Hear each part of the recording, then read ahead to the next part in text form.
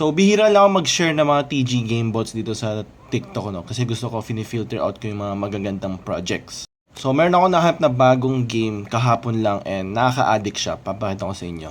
So, ang tawag sa TG game ay Cat vs. Monsters and this is under Say Network. So, bihira tayo makakita ng TG game bot na galing sa Say Network. So, very familiar yung system, no? Pero yung graphics, no? Yung gameplay, it's something na very polished na para sa isang TG game. So, the usual, magpapalakas ka, maglalagay ka ng mga skills, magpapadami ka ng mga pets, and magpo-progress ka forward. Papalakasin mo yung gears mo, equipments mo, papalakasin mo yung skills mo, and yung mga pets mo. Ang maganda dito sa game na to, meron din siya mga mini-games sa loob ng mga games, at meron siyang leaderboard kung saan yung top 10, every season, I think every week, no, yung top 10 ay makakuha ng pera.